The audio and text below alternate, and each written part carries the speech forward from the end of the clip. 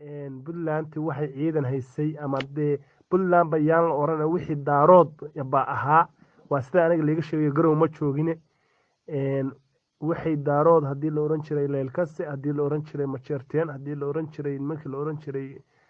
dhigi jiray gobolka la dhaho Dhuusa Mareeb gaar ahaan caabud waaq mareexaan waxaan ku iri harti marka ama daaroodo ma kala harin sidaan maqlay galabta waxaan maqlay gaalkacay ciidan konto gaari soo dhaafay oo isugu jira mareexaan leelkase majeerteen Puntland tan sheeganaysa waxaana waxay naf iyo maal hayeen haday noqoto ciidankii Saarisom haday noqoto kuwa BS haday ku noqoto kuwa dhawada bahasha laga sameeyay war kuwii daraawiishta sheeganayay naf iyo maal waxba lama kaarin waxay Puntland soo degeen ilaa iyo laamiga ilaa iyo boocami xagga hawd ka soo mareen ilaa iyo dhoodida meesha la dhaho hol kole buurta xagga afyaalan si waa degeen waxaan ku mar dhaweyd baan ku halka kala hadlayay wax meesha la isku haray ma jirin nimankii la oran jiray Puntland xaaladeedu waa sida ayanta dhaweyd madaxweynuhu markuu yimi wuxuu ku yiri war meesha ninka dalka iyo dadka ba dhiibay dalka soo dhiciyo oo daaroodnimo ahaan u dagaalama macahwihii la socday oo madaxtooyada de waftiga kamid ah waxay dhaheen war dalku intii rabin intuu dalku kala go'in oo waxaan ku eeday waxaan dhulbaantay ninka ku kalifay de dalka qabta oo gacan ku dhigo oo anagu naf iyo maal iyo taageero mid saanadeed iyo mid lacageed mid kasta way siinaynaay caawina ma maqlaysay telefishinka sanadka waxa siyaasadiisu kow laga dhigay in federaalsan kala dhameystiro oo dalkii goboladii harsan waqooyi loo soo jeesto waa maqlaysay ra'iisul wasaare caawina furashirka tan isaaga kale iyaguna dhinacooda waxaan ku waxay naf iyo maal adu hayeen waxay hub hayeen halkaas isugu geeyeen magaaladii hadda way qaawanaysaa iyaga laftooda way kala baxeen nimanka habar yoon waxay dhaheen dagaalka kuma jiro xalay waa maqlaysay suldaankoodii guud tan gaar ahaaneed aad tiri dhulbahantu maxay kaga jiraan war dhulbahanta meesha ma jireen niman maxamuud garaad la dhahaa nugaal degan sooliyo sanaag degan reerkii maxamuud garaad la oran jiray niyo wuu kala jaban yahay reerkii ugaariyahan la oran jiray wixii laan ay waaga dhaweyd ka ahaa oo ciidan ahaa waxa la dagaalka gala kii talex joogay waxa la imaada hooyada u sheegay way dhaheen kii xudun joogay waxay dhaheen dagaalka isaaq waxay ku dhaheen imaada jiida wayna timaada hooyada u sheegay way dhaheen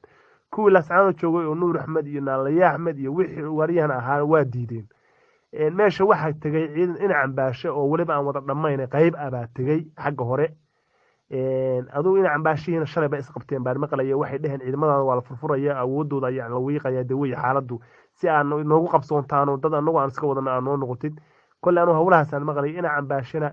Westlayan waxay dhaheen wuxuu yiri anu ciidankayga adar maxaad ii dhiibateen ciidankaas ma ku mushaar qaadaa hada mushaarkiina goosanaysan adigu ni xaaladu meel xun bay marayaan oo aad bi xaaladu kulli u adag tahay